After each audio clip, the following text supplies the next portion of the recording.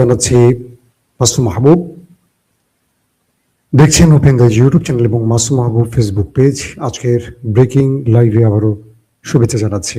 আজ চলছে ইরানের ট্রু প্রমিস 21 ধাপের লড়াই, অর্থাৎ 21 ধাপে এই লড়াইটি উন্নীত করেছে ইরান। বিশ্ব শক্তির সাথে লড়াই সমান তালে চালিয়ে যাচ্ছে। আমেরিকা বলেছে আজ রাতে ভয়াবহ আক্রমণ চালানো হবে ইরানের ভেতরে। ইরান জবাব দিয়েছে, পাল্টা জবাব আসছে ইরানের পক্ষ থেকে। ইরানের প্রেসিডেন্ট বলেছেন আমেরিকা যা চাইছে তা অ্যাচিভ করতে পারবে না। পাশাপাশি ইরানের যুদ্ধ কৌশল নেতৃত্ব চলে গেছে আইআরজিসির হাতে, তারা প্রেসিডেন্টকেও মানছে না। তথ্য আসছে বিভিন্ন রকম। শনিবার সকাল থেকে নেতানিয়াহুর বাড়িতে ভয়াবহ আক্রমণ চলছে, সেটা সামাল দিতে পুরো ব্যস্ত দেশটি। অন্যদিকে সৌদি আরব এবং পাকিস্তানের মধ্যে জরুরি বৈঠক হয়েছে। কি বিষয়ে আলোচনা হয়েছে সেটাও জানাবো। পাশাপাশি সৌদির সাথে চীনের $5 বিলিয়ন মার্কিন ডলারের সামরিক চুক্তি হয়েছে।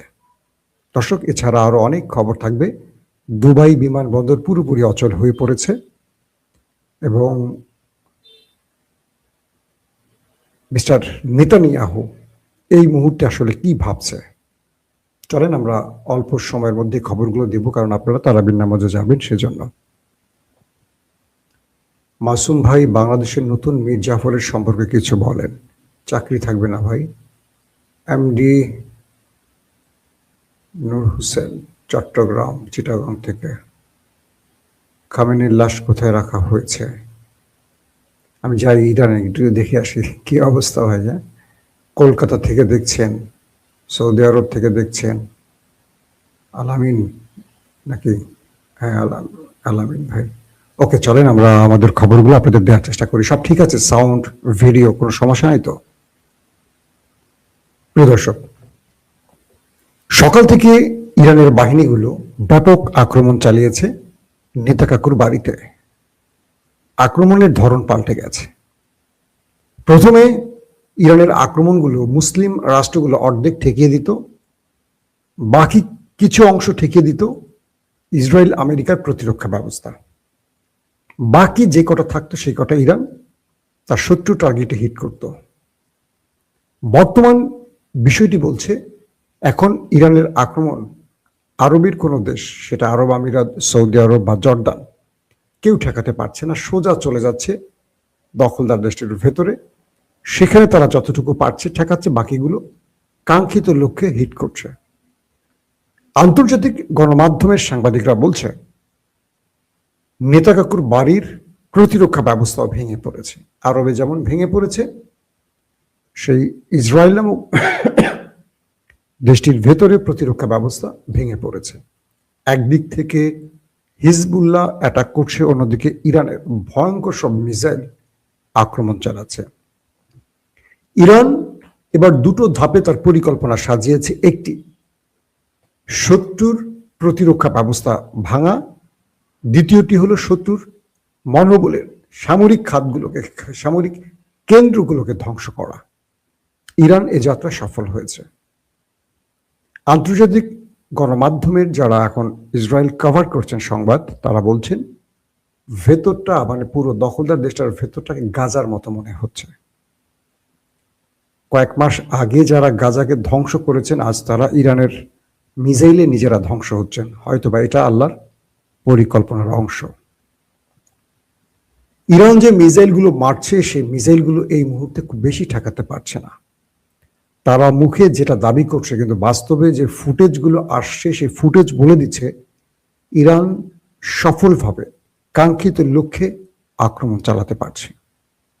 আমরা যে ফুটেজগুলো দেখেছি, সেই ফুটেজে দেখেছি ইরানের মিসাইল এবং ড্রোনগুলো ভয়ঙ্করভাবে একদম টার্গেটে হিট করছে। অন্ধকার আকাশে জলজল করে মিসাইলগুলো তারার মতো উড়ে এসে আশ্রয় পড়ছে সামরিক বিভিন্ন টার্গেটে। মোসাদ, সিনভ্যাদ সামরিক সদর দপ্তরের মতো গুরুত্বপূর্ণ স্থাপনাগুলোকে গুঁড়িয়ে দিয়েছে ইরানের মিসাইল।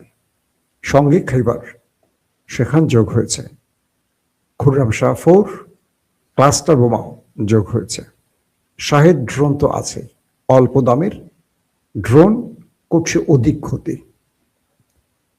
সূত্রগুলো বলছে আমেরিকা এবং ইসরায়েলের প্রতিরক্ষা মিসাইল, এন্টি মিসাইল ফুরিয়ে আসছে। ইরান তাদের এই ঝুড়িকে খালি করার জন্য, মিসাইলকে খালি করার জন্য অল্প দামের পুরনো আমলের মিসাইলগুলো ব্যবহার করেছে অধিক, এবং এগুলো 20,000 টাকার একটা ড্রোন ক্ষতি করছে 20 লক্ষ টাকা বা 40 লক্ষ টাকার প্রতিরক্ষা মিসাইলকে। এভাবে ইরান তার কৌশল সাজিয়েছে। আজকে ইরানের পক্ষ থেকে দাবি করা হচ্ছে নতুন করে আবারও তারা 200-র অধিক মার্কিন সেনাকে ওপারে পাঠিয়েছে। আহত হয়েছে বহু। কারণ মধ্যপ্রাচ্যে যে আক্রমণগুলো হয়েছে সে আক্রমণে এই মুহূর্তে মার্কিন কোনো ঘাঁটি অবশিষ্ট নেই। তারা যে অঞ্চলগুলোতে লুকিয়ে বাঁচার চেষ্টা করেছে সেখানেও টার্গেট হামলা করেছে ইরান। কিন্তু মার্কিন যুক্তরাষ্ট্রের খাতায় সামরিক বাহিনীর সদস্যের নিহতের তালিকা একেবারেই কম। তাহলে ইরানের মিসাইলগুলো কোথায় গেল? বা যে ধ্বংসলীলা চালালো সেখানে কি কোনো মানুষজন ছিল না? এই প্রশ্ন নতুন করে আসছে। আবার প্রশ্ন আসছে, ট্রাম্প কি তার ক্ষমতা বাঁচাবার জন্য তথ্য লুকাচ্ছে? এরকম অনেক প্রশ্ন এখন উঠে আসছে। মার্কিন গণমাধ্যম ওয়াশিংটন পোস্ট দাবি করেছে ইরানকে গোয়েন্দা তথ্য দিচ্ছে রাশিয়া। বলছে আমেরিকার সেনা ঘাঁটি, সেনাবাহিনীর অবস্থান, প্রতিরক্ষা ব্যবস্থার সঠিক অবস্থানগুলো ইরানকে একদম রিয়েল টাইম পজিশন বা রিয়েল টাইম ইন্টেলিজেন্স সাজিয়ে দিচ্ছে রাশিয়া। কিছু কিছু আউটলেট বলছে শুধু রাশিয়া নয়, এই কাজটি চীনও করছে। চীন তার স্যাটেলাইট সহযোগিতার মাধ্যমে ইরানকে আমেরিকার পুরো ম্যাপ তুলে দিচ্ছে, আর ইরান সেই টার্গেটগুলোতে সফলভাবে আক্রমণ করে যাচ্ছে। তাই রাশিয়ার বিরুদ্ধে ব্যবস্থা নিতে বলছেন বিভিন্ন সামরিক বিশেষজ্ঞরা। পাশাপাশি ইরানের প্রেসিডেন্ট মাসুদ পেজিশকিয়ান আজ কথা বলেছেন আবারও। তিনি বলেছেন, আমি আমার প্রতিবেশী বন্ধু রাষ্ট্রগুলোর কথা বলবো, মানে আরব বা মধ্যপ্রাচ্যের যারা ইরানের হামলায় ক্ষতিগ্রস্ত হয়েছেন তাদের উদ্দেশ্যে বলবো, আমাদের ক্ষমা করবেন। আপনাদের রাষ্ট্র বা আপনাদের ভূখণ্ড ব্যবহার করে শত্রুরা ইরানে আক্রমণ করেছে বলে ইরান বাধ্য হয়ে সেই ঘাঁটিগুলোকে লক্ষ্য করেছে। ইরান আপনাদের সার্বভৌমত্ব, আপনাদের জনগণ, আপনাদের অবকাঠামো বা রাষ্ট্রীয় সম্পদ ধ্বংসে কোনো আক্রমণ চালায়নি। ইরানের পুরো আক্রমণ ছিল শত্রুর বিরুদ্ধে যারা আপনাদের ভূখণ্ডে বসে আমাদের বিরুদ্ধে লড়াই করছে। মিস্টার মাসুদ পেজিশকিয়ানের এই বক্তব্যের পর কিছুটা সান্ত্বনার বাণী পেয়েছে মধ্যপ্রাচ্য। পাশাপাশি আরব রাষ্ট্রগুলো চীন এবং রাশিয়ার মাধ্যমে ইরানের সাথে দুতিয়ালি চালিয়ে যাচ্ছেন। মোহাম্মদ বিন সালমান প্রশাসন ইরানের পররাষ্ট্রমন্ত্রীর সাথে কন্টিনিউ যোগাযোগ রাখছেন। তারা বলছেন ইরান ক্ষেপে যাবে এমন কোনো কাজ তারা করবেন না। ইরান তাদের আশ্বাস দিয়েছেন আরবের রাষ্ট্রীয় সম্পদ তারা ধ্বংস করবেন না। এই পর্যায়ে মোহাম্মদ বিন সালমান পাকিস্তানের সহযোগিতা চেয়েছেন। পাকিস্তানের ফিল্ড মার্শাল সেনাপ্রধান আসিম মনিরের সাথে সৌদি আরবের প্রতিরক্ষা মন্ত্রীর জরুরি বৈঠক হয়েছে এবং পাকিস্তান থেকে সামরিক সহযোগিতা চেয়েছেন। আপনারা জানেন বিগত কয়েক মাস আগে সৌদি আরব এবং পাকিস্তানের মধ্যে একটি সামরিক চুক্তি হয়েছে, যেখানে সৌদি আরব আক্রান্ত হলে পাকিস্তান আক্রান্ত মনে করতে হবে এবং পাকিস্তান এই আক্রমণ নিজের মাথায় পড়েছে ভেবে তারা সহযোগিতা করবে। একইভাবে পাকিস্তান আক্রান্ত হলে সৌদি আরব তাদের সব রকম সহযোগিতা করবে। তো সেই চুক্তি অনুযায়ী এ দুটো দেশের মধ্যে বৈঠক হয়েছে এবং পাকিস্তানকে অনুরোধ করা হয়েছে তারা যেন ইরানের সাথে নেপথ্যে বসে ব্যাকডোর আলোচনা চালায়, যাতে করে ইরান বড় কোনো অ্যাডভেঞ্চার না করে সৌদি আরবের বিরুদ্ধে। এই মুহূর্তে ইরানের রাষ্ট্রীয় নেতারা, ধরেন ট্রাম্পের একটি বক্তব্য দিয়ে বলি, ট্রাম্প বলেছেন যে ইরানের প্রথম স্তরের সব কমান্ডার নিহত, সুপ্রিম কমান্ডার নিহত, তৃতীয় সারির সকল লিডার নিহত। ইরানকে এখন নিয়ন্ত্রণ করছে চতুর্থ স্তরের কমান্ডাররা।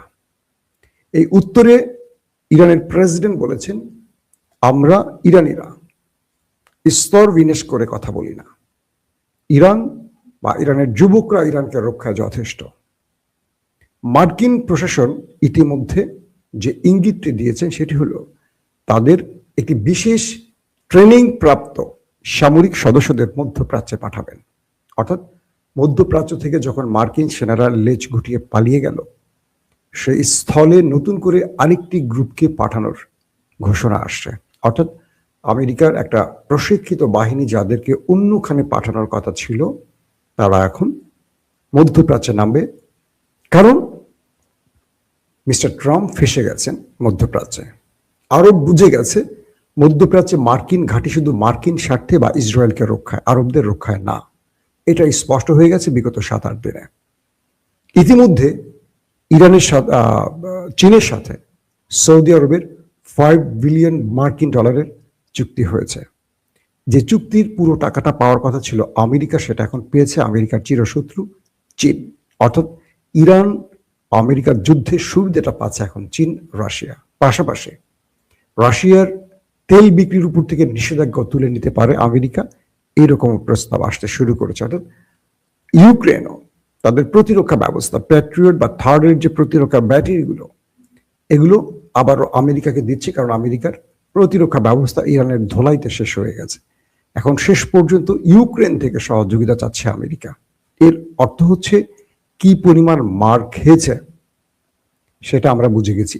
আমেরিকা যে অস্ত্র বিক্রি করেছে ইউক্রেনের কাছে, সেখান থেকে আবার নিজে ভিক্ষা চাচ্ছে। এটা ট্রাম্পের বড় পরাজয়ের লক্ষণ। যখন ইউক্রেন তার প্রতিরক্ষা ব্যবস্থাগুলো সৌদি আরবকে দিচ্ছে, সৌদি আরবকে না, মার্কিন যুক্তরাষ্ট্রকে দিচ্ছে, তখন সুবিধাটা নিচ্ছে পুরোপুরি রাশিয়া। কারণ এখন রাশিয়া মনের মতো ইউক্রেনে অ্যাটাক চালাতে পারবে। প্রতিরক্ষা ব্যবস্থা ভেঙে গেলে রাশিয়ার ড্রোন মিসাইলগুলো এখন সফল অ্যাটাক চালাতে পারবে। এটা হলো রাশিয়ার জন্য বড় প্রাপ্তি। একদিকে চীন সুবিধা নিচ্ছে, একদিকে রাশিয়া সুবিধা নিচ্ছে, মাঝখান থেকে লড়াইটা করে যাচ্ছে এই দুটো রাষ্ট্রের বন্ধু ইরান।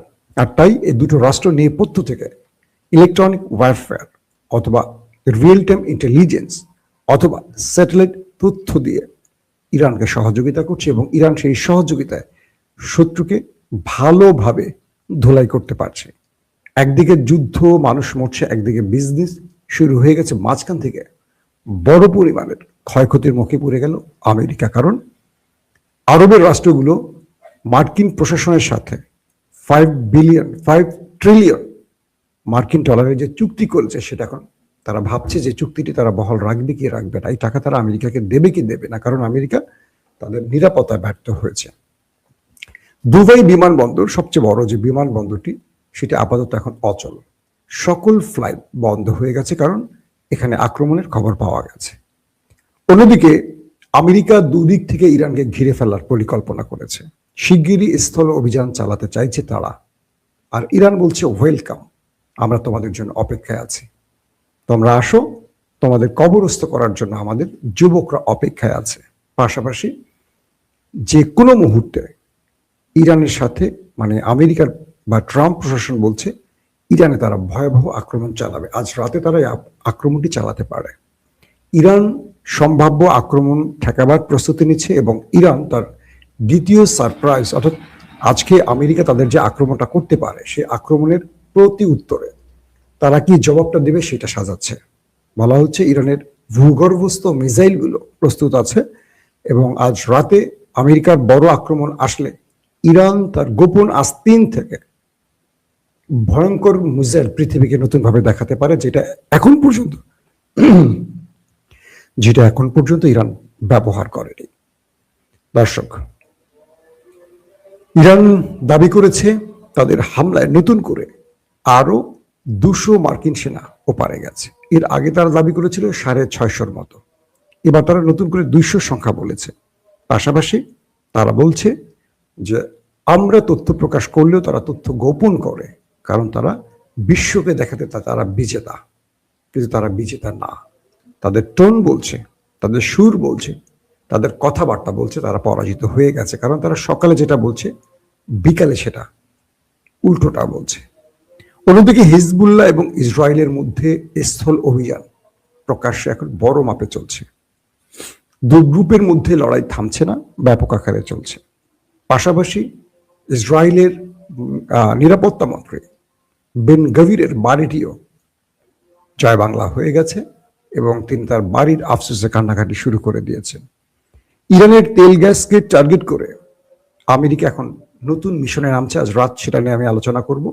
আমেরিকা বলছে তারা ইরানকে শেষ করে ইরানের তেল গ্যাসে তারা ভাগ বসাবে। ইউরোপকে বলছে তোমরা টেনশন নিও না, আমরা ইরান দখল করে ইরানের যে তেল গ্যাস আছে আমরা ভাগ বাটোয়ারা করে খাবো। ইরান বলছে তোমরা গাছে কাঁঠাল গোপে তেল দিয়ে বসে থাকো, আমরা তোমাদের দেবার জন্য ওয়েট করছি। দর্শক, এখন আপনারা বলেন, যুদ্ধের এই পরিস্থিতিতে ট্রাম্প আর ইরান যে দুই দিকে ছুটছে, এতে করে যুদ্ধ থামার কোনো লক্ষণ খুঁজে পাচ্ছেন কিনা? আপনাদের জন্য আজকের প্রথম প্রশ্ন আমার, যেটা আমি রাত 11টা আপনাদের প্রশ্নের উত্তরটা অবশ্যই চাইব, সেটা হলো এই যুদ্ধে আমেরিকা জয়ের কোনো সম্ভাবনা দেখছেন কিনা, অথবা যুদ্ধ দীর্ঘায়ু হলে আমেরিকার কি ক্ষতি, ইরানের কি লাভ? আশা রাখি এই প্রশ্নটি আপনারা উত্তর দেবেন কমেন্টে। আমি রাত 11টা এটার উত্তর দেওয়ার চেষ্টা করবো। আপনাদের সাথে আমার মতামতের যদি কোনো মিল থাকে অবশ্যই জানবেন, আর যদি ভিন্নতা থাকে সেটাও আমার রাত 11টার আলোচনা আমি আপনাদের বিস্তারিত জানাবো। একজন প্রশ্ন করছেন, মাসুম ভাই আব্রাহাম লিঙ্কন কি ডুবে গেছে? না, এখন পর্যন্ত এই তথ্য পাওয়া যায়নি। আব্রাহাম লিঙ্কন হিট করা হয়েছে, সেটা পালিয়ে গেছে, সেটা ইরানের জলসীমার থেকে অনেক দূরে পালিয়ে আশ্রয় নিয়েছে। তবে ইরান আব্রাহাম লিঙ্কনকে টার্গেট করে আরো বড় রকম অ্যাডভেঞ্চারে যাচ্ছে, এটা শোনা গেছে। তারা আমেরিকাকে সিগন্যাল দিচ্ছে যে তুমি সরো, তুমি পালাও, তুমি যুদ্ধ বন্ধ করে তোমার অন্যায়ের জন্য ক্ষমা চেয়ে সরে যাও, আমি তোমাকে সুযোগ দিচ্ছি, নতুবা আমি তোমাকে আক্রমণ করতে যাচ্ছি বড় আকারে। তবে ইরান তার আক্রমণ সহ্য করার প্রস্তুতি নিয়ে বসে আছে। এখন আমেরিকা ইসরায়েল সেটা সহ্য করার জন্য কতটুকু প্রস্তুত, সেটা যে তার সেটা দেখার অপেক্ষায় আমরা আছি। কারণ দখলদার দেশটির মানুষ বাংকারে থাকতে থাকতে পাগল হয়ে গেছে। সারাদিন সাইরেন বাজে, সারাদিন বাংকারে যায়। বাংকার তো বোঝেন, একটা গর্তের মধ্যে আপনি কতক্ষণ থাকতে পারবেন, যেখানে তাদের জীবনযাত্রা, খাবার দাবার সবকিছু ব্যাহত হয়। হাজার মানুষ একসঙ্গে থাকা খুব সহজ ব্যাপার না। আরামায়েশে থাকা মানুষগুলো এখন কঠিন একটা মুহূর্তের মধ্যে আছে ইসরায়েলে। দর্শক, আমরা যুদ্ধ চাই না, আমরা শান্তি চাই। আবারও বলছি, এই যুদ্ধ থেমে যাক, আমরা শান্তির পক্ষে পৃথিবীবাসী হাঁটতে চাই। প্রত্যেকে ভালো থাকবেন। আল্লাহ হাফেজ।